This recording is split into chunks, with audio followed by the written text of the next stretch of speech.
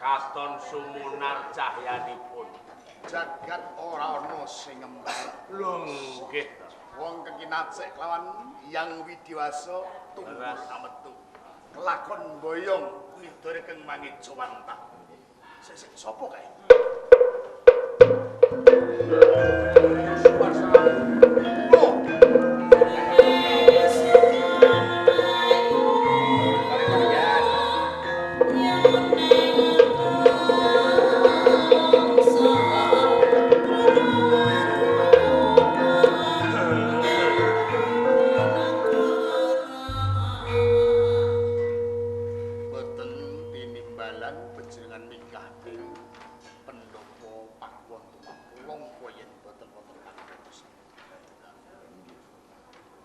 Mila ngantos kuswang ing pendapi Pakuwon Tumapel.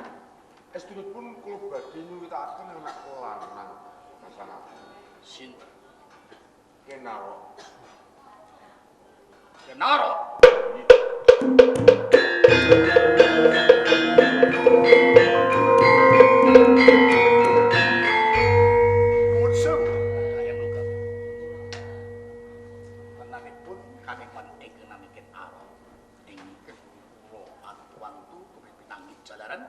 Sampun damel kapituran pun tiang-tiang ing Tumapel. Lah kok panjenengan sampeyan badhe nyuwitakaken kenal. Sang aku Kenaro rumiyin pancen lepat tumindak dadi Brahmasura. Sinareng sampun kepanggih lan kula. Sampun kedandosipun sampun mari mboten tunggak malih sang aku tunggal. Napa kenging kula pitados? Sakti mawon. Kabeh Senopati. Nggih. Tebu ijo. Nggih. Putus semono lan kula. Kepiye? Sawising kowe keprungu ketikaning Bobodaya Logawi. Kene ing kutha menika Bobodaya Logawi kula pertados menawi rumiyin yang mbakipun setan karaton Kaltikan. Nanging sakmenika kula pertados dados yang sae. Sang aku Kepiye diajeng? langkung prayogi dipun tampi kemawon. Apa mung cukup ditampa ora duwe bobotan apa? Dipun tampi ning aku ki anggadhahi panyuwun sang aku. Seliramu darep pamendhut apa wae?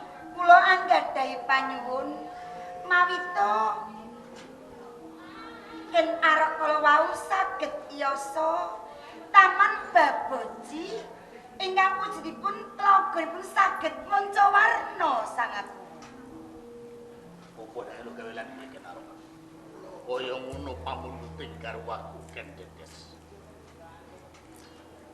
Ditampa ngono wis nanging garwaku darepe pamundhut yen kowe bisa yasa Taman Baboji mawening Tlaga Muncah. Piye? Kula sagah. Nanging aku mbutuhake wektu kang ora suwe. Sawise ngono mengko aku bakal nariti. Siji kudu ana taman pasiraman kanggo nggar-ngandriya garwaku. Nggih, tindakno.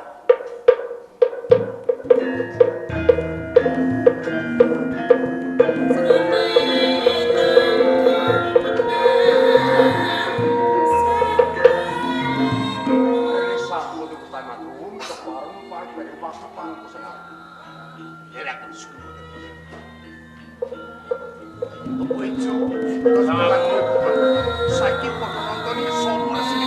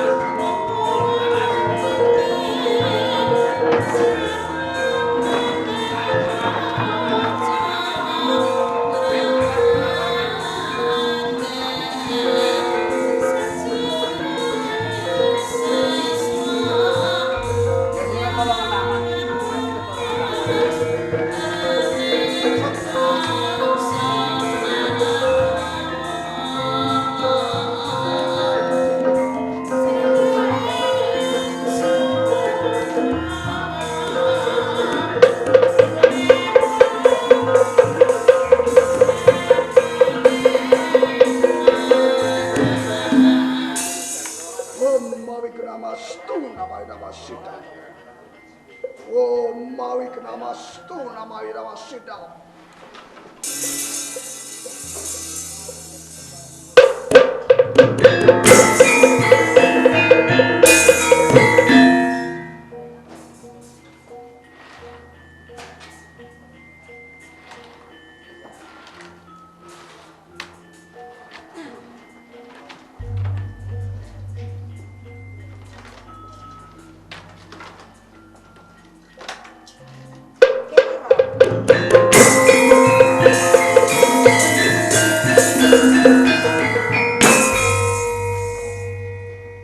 Kepiye Kenaro? Sekabing panjalemu apa Pristo wujuti? Sampun menika panjenengan taliti langkung rumiyin menapa kirangipun? Nggih, menika Taman Baboji. Ragani bisa manca waru. Menika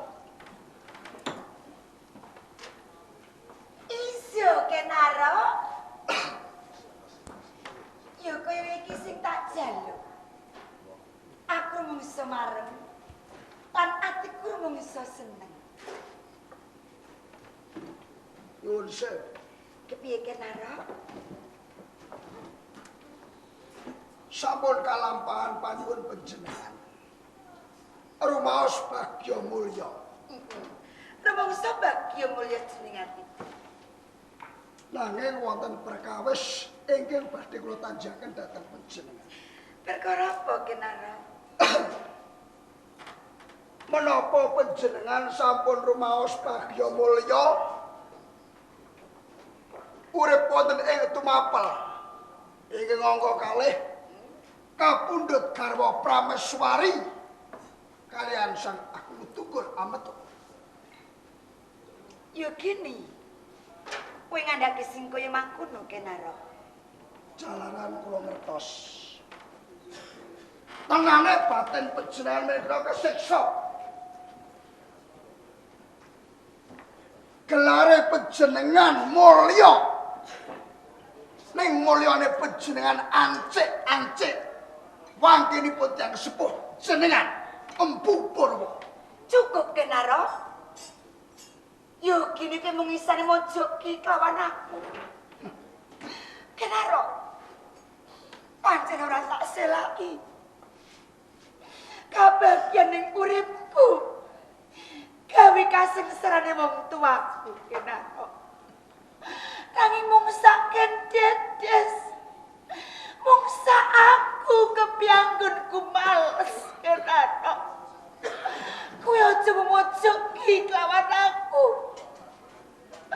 Kenaro. Kalau mentok kowe bisa balas kiwiranging atiku. Kenaro. Dedes, Yen wadon bakal tak sedulur Senaraweti. Yen kakung bakal tak suwitani Kenaro. apa pancen kuwi tenang? Kaya mangkono. Yen ngono ora ana liya. Aku saku.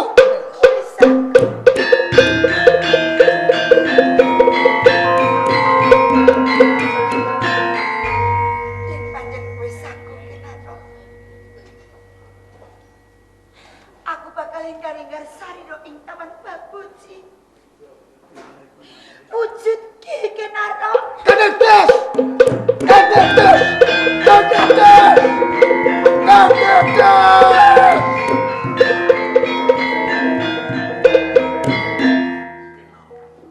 Belum, apa?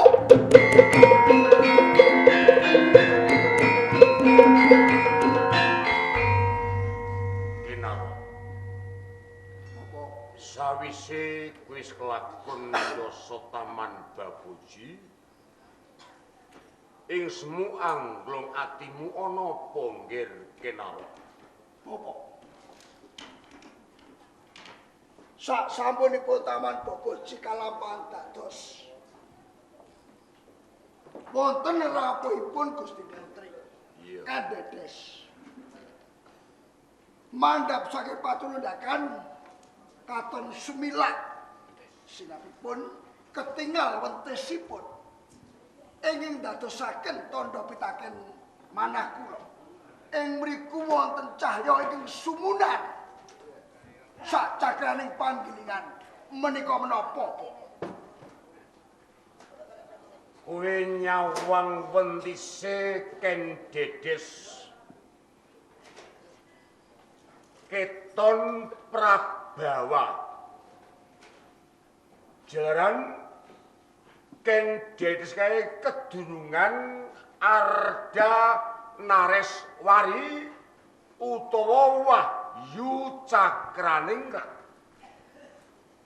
Ken Dedes kae kalebu ututaning janma jalaran ora ketang apawak putri buntas kenomba wejangan saka ngesan Empu Purwa sing kena dari ilmu karma ama madangi. Kenapa? kula Taman Baboji tembung Baboji. Babu utawa babon aji kuwi ratu dadi Ken Dedes kuwi tetep dadi ibu ratu ing tanah Jawa.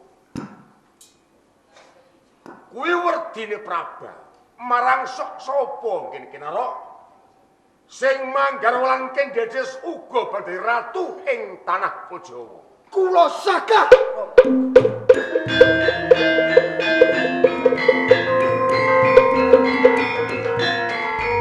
tresna kalih Ken Dedes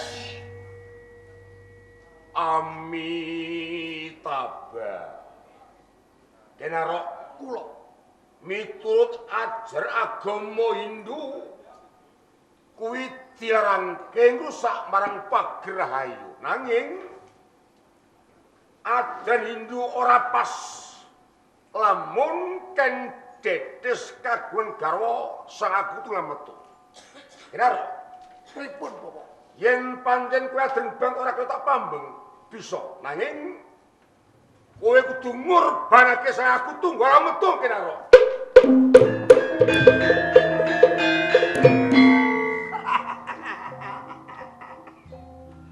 yen biyen aku wis mertobat mergo Ken Dedes kobar atiku yen ngono baleni saka wadah yo tunggu lametung titip nyawamu sawetara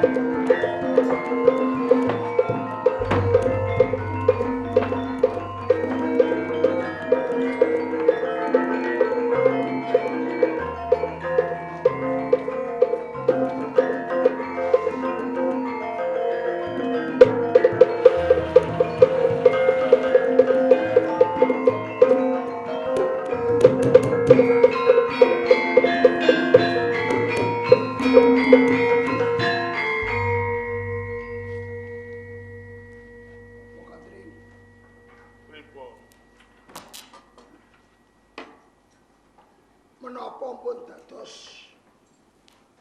dereng punika dereng sempurna ning kula betahaken sak menika kembang kacange dereng tumata sarta pamore kirang sae pun kula lak janji lho sekawan dosa dinten mangke dados kali sempurna ugi jaburan pamore sae saya mriki Warang kali nggih kirang alus. boten menapa-menapa sing wigatos kula butuh kresak niki. Sampeyan kok kesusu kaya arep dipateni wong mawon.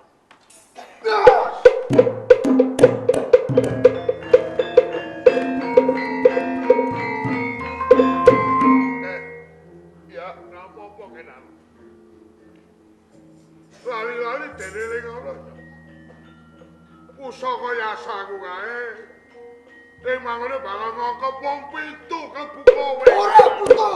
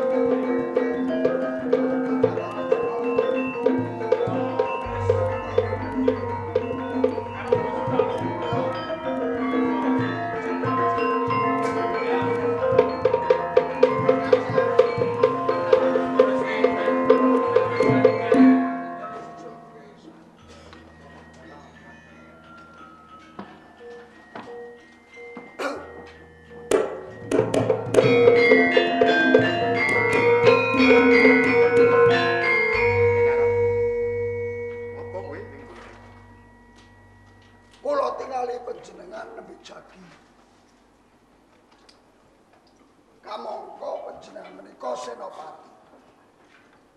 Ning kirang pasantrep.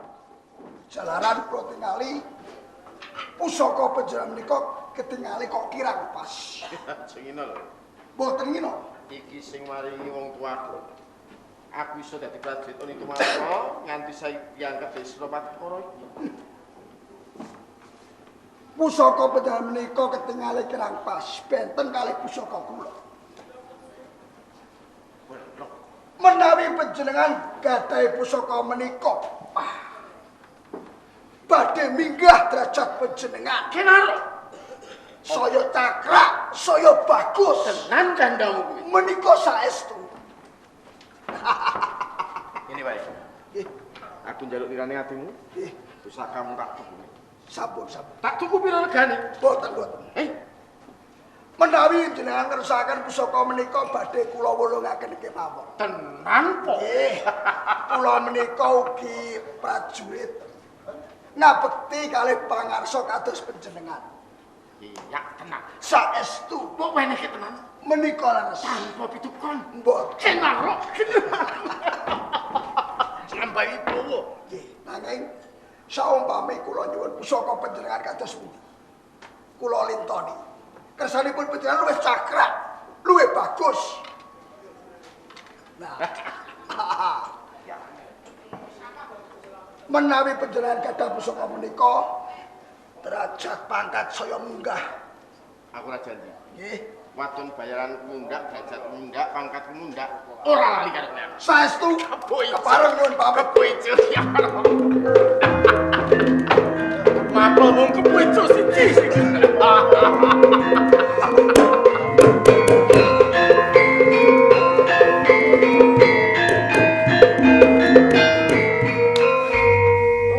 Kowe seneng atimu ketak-kete. Sajake bungah kowe ae.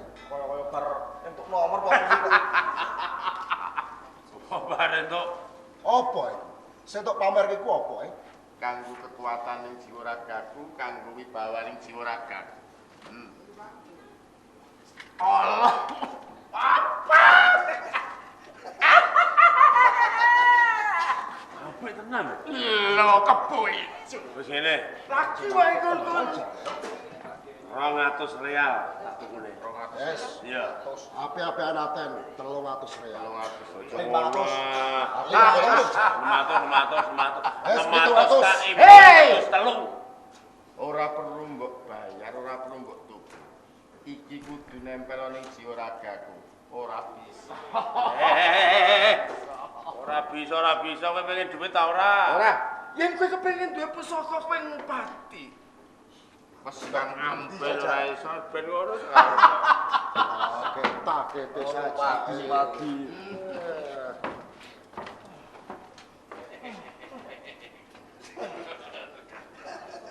Gini toh. Suasana kok kaya ngene iki ono apa iki katene. Aku saka omah aku ya ora ngombe maragan.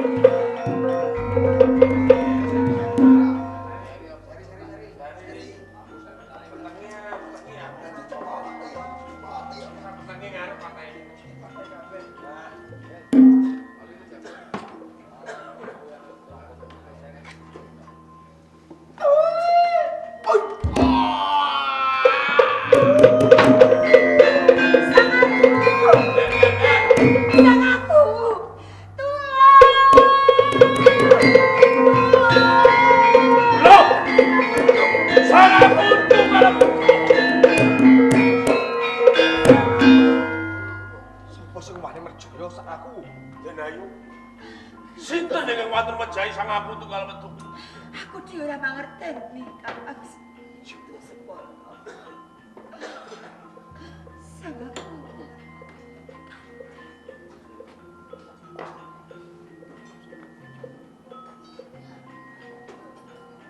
Belum. Belum.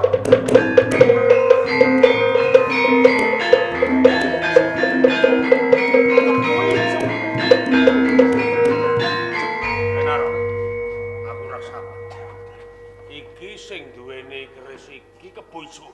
Kebo ijo. Kebo ijo. Soalnya gak kebencok. Kebo ijo, manane? Kebo ijo.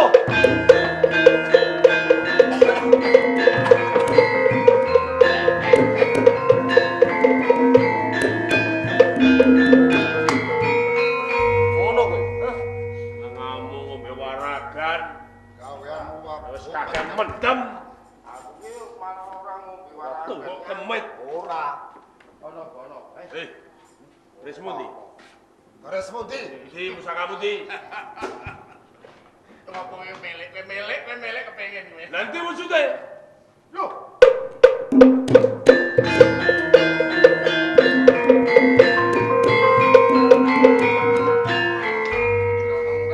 Cuk, apa iki pusakamu? Ini tangan. Dan ngono kowe lupa.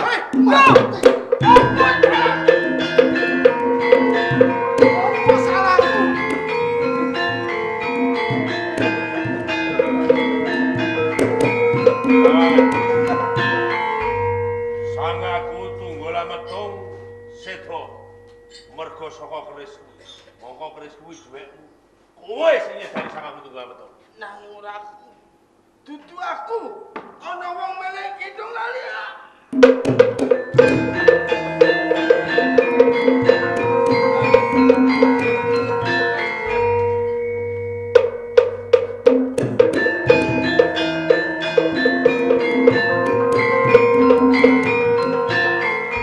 Mongko danyang lebal.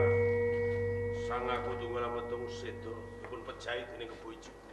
Kanthi titikan pusaka menika gadhanipun Kebo Ijo. yen karma fala yoiki tumus. Sapa keng utang kudu mbayar. Wong nyilih kudu balekake. Gitu. Sedane sang aku tunggal metung lan Kebo Ijo. Prayogane pemerintahan ing Tumapel kapindah ana ing Singosari. Geni keng wenang marisi ora mung Kenaro. Kanthi jejuluk Sri Ranggah Rajasa Batar Sang Amurwa Bumi.